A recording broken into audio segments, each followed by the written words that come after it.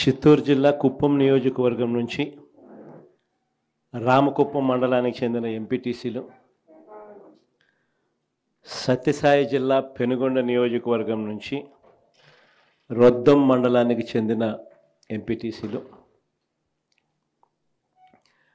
మడకశిర నియోజకవర్గం మడకశిర మున్సిపాలిటీకి సంబంధించిన కౌన్సిలర్లు, అన్నమయ్య జిల్లా రాజంపేట మున్సిపాలిటీకి సంబంధించి అక్కడి నుంచి వచ్చిన కౌన్సిలర్లు, వీరితో పాటు ఈ ప్రాంతాలకు సంబంధించిన ముఖ్య నేతలందరికీ కూడా పేరు పేరున హృదయపూర్వకంగా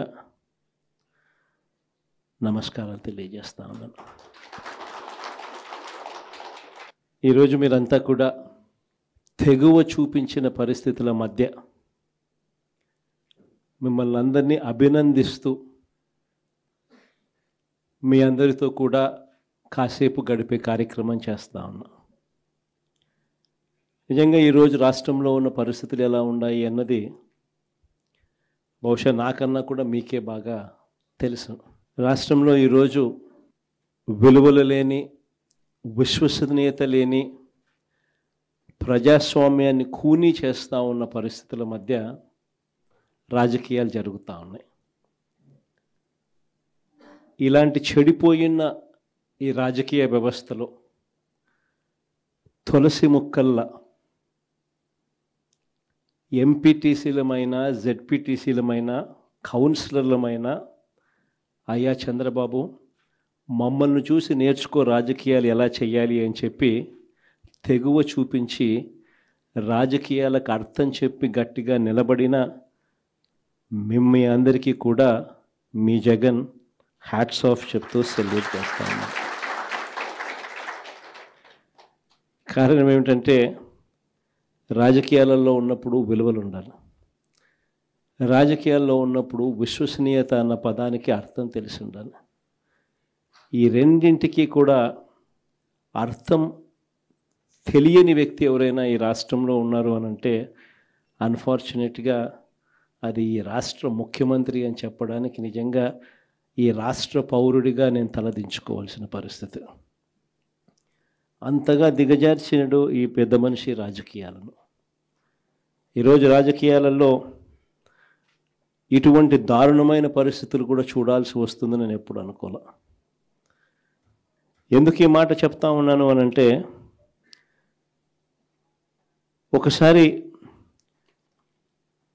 ఈ రామకుప్పానికి సంబంధించి చంద్రబాబు నాయుడు గారి సొంత నియోజకవర్గం, ఈ రామకుప్పానికి సంబంధించి ఎంపీటీసీకి సంబంధించిన ఒక కేస్ స్టడీ, ఒక ఎంపీపీ చనిపోయిన పరిస్థితుల మధ్య ఎన్నికలు జరుగుతూ ఉన్నాయి. 16కు సంబంధించిన ఎంపీటీసీలు వైఎస్ఆర్సీపీకి సంబంధించిన వాళ్ళే గెలిచారు. మరి ఇలాంటి చోట ఎందుకు చంద్రబాబు అనే వ్యక్తి పోటీ పెడతా ఉన్నాడు? గెలవడం అన్నదానికి మీనింగ్ ఎక్కడుంది? గెలవలేము అన్న సంగతి తెలుసు. గెలిచిన వాళ్ళందరూ కూడా, ఇక్కడ నుంచి గెలిచిన వాళ్ళందరూ కూడా వైఎస్ఆర్సీపీ టికెట్ మీద, ఆ బీఫామ్ మీద గెలిచిన వాళ్ళు. మళ్ళీ ఇలాంటి చోట 6 మందిని ఇక్కడి నుంచి లాక్కునే కార్యక్రమం చంద్రబాబు నాయుడు గారి దగ్గరుండి చేశారు. తర్వాత వైఎస్ఆర్సీపీ ఎంపీటీసీలు ప్రయాణం చేస్తూ ఉన్న, మిగిలిన ఎంపీటీసీలు ప్రయాణం చేస్తూ ఉన్న వాహనాన్ని దగ్గరుండి పోలీసుల చేత అడ్డుకున్నారు. హైకోర్టు ఆదేశాలతో భద్రత కల్పించాల్సిన పోలీసులు సాక్షాత్తుగా దగ్గరుండి చంద్రబాబు నాయుడు గారికి వాచ్మెన్ లాగా తయారయ్యారు. చివరికి కోరం లేకపోయినా కూడా 6 మంది సభ్యులు మాత్రమే చంద్రబాబు నాయుడు గారి ప్రలోభాలకు లొంగి అటువైపున వెళ్ళిన పరిస్థితుల మధ్య కూడా ఏకంగా డిక్లేర్ చేసుకున్నారు అధికారుల చేత.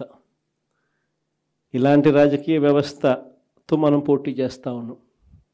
సత్యసాయి జిల్లా పెనుగొండ నియోజకవర్గం రొద్దం మండలం, ఇక్కడ కూడా పరిస్థితి చూస్తే ఎలా ఉంది అంటే, ఏకంగా 15 ఎంపీటీసీలకు 15 ఎంపీటీసీలు వైఎస్ఆర్సీపీనే గెలిచింది.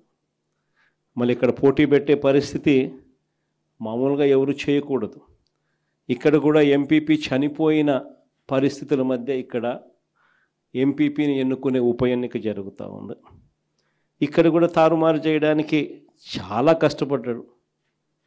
దగ్గరుండి చంద్రబాబు నాయుడు గారే తన కుప్పంలో ఇలాంటి దిక్కుమాలిన రాజకీయాలు తానే చేస్తూ రాష్ట్రంలో ఉన్న అన్ని ప్రాంతాలకు కూడా ఇదే మాదిరిగా మీరు కూడా రాజకీయాలు చేయండి అని చెప్పి తానే దిక్సూచిగా నిలుస్తూ తానే ఇలాంటి చెడిపోయిన రాజకీయాలను ప్రేరేపిస్తూ ఉన్నాడు.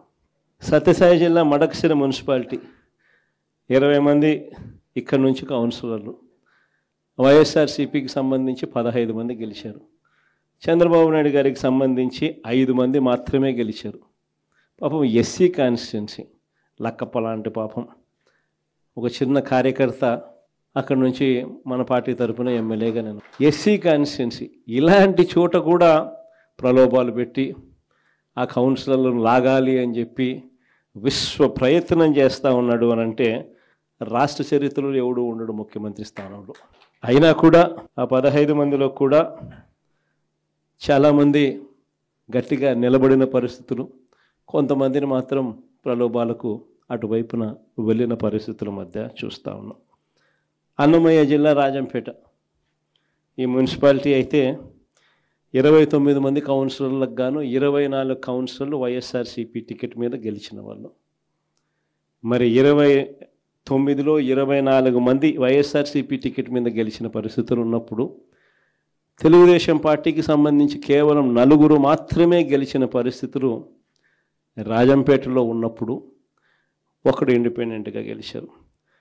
మరి సంఖ్యాబలం లేనప్పుడు ఇక్కడ చంద్రబాబు నాయుడు గారు ఎందుకు ఇలాంటి హేయమైన రాజకీయాలను ప్రేరేపిస్తున్నాడో ఎవరికీ తెలియదు.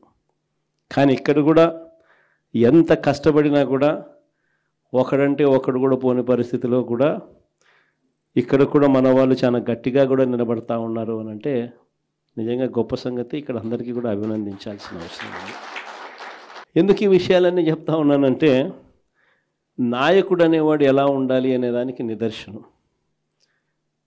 మన ఎంపీటీసీలు ఎవరైతే ఇవాళ తెగో చూపుతూ ఉన్నారో విలువలకు విశ్వసనీయతకు గట్టిగా నిలబడి మేము ఎంపీటీసీలమైనా జెడ్పీటీసీలమైనా కౌన్సిలర్లమైనా అయ్యా చంద్రబాబు నీకన్నా పోలిస్తే మేము చాలా చిన్న పదవుల్లో ఉన్నవాళ్ళము, అయినా కూడా మాకు విలువలు ఉన్నాయి, విశ్వసనీయత ఉంది, రాజకీయాలకు అర్థం మేము చెప్తా ఉన్నాం, నిన్ను చూస్తే రాజకీయాలే సిగ్గుతో తలంచుకోవాల్సిన పరిస్థితిలో ఉన్నాయి, నువ్వు ముఖ్యమంత్రి స్థానంలో కూర్చున్నావు, తల దించుకో అయ్యా చంద్రబాబు అని చెప్పి ఇక్కడి నుంచి మన వాళ్ళు సంకేతం ఇస్తూ ఉన్నారు చంద్రబాబు నాయుడు గారు. ఎన్ని కష్టాలున్నా కూడా చిక్కటి చిరునవ్వుతోనే ఉన్నాం.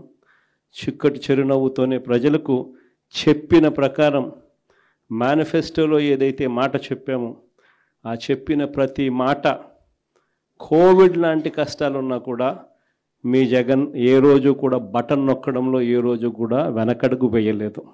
నేను ఒకటి చెప్తా ఉన్నా. ఈరోజు కార్యకర్తలు పడుతూ ఉన్న బాధలు నా కళ్ళతో నేను చూస్తూ ఉన్నా. కేవలం వైఎస్ఆర్ కాంగ్రెస్ పార్టీని ప్రేమించినందుకు, కేవలం జగన్ను సొంత కుటుంబ సభ్యుడిగా ఆప్యాయంగా ఆదరించినందుకు ఈరోజు వైఎస్ఆర్సీపీ కార్యకర్తలకు ఏదైతే ఇబ్బందులు పడుతూ ఉన్నారో ఆ బాధలు ఆ కష్టాలు స్వయంగా నేను చూశా కాబట్టి ఈరోజు చెప్తా ఉన్నా. ఇక నెక్స్ట్ వచ్చే జగన్ 2.0లో మాత్రం పరిస్థితి ఇట్లా ఉండదు అని చెప్తాను.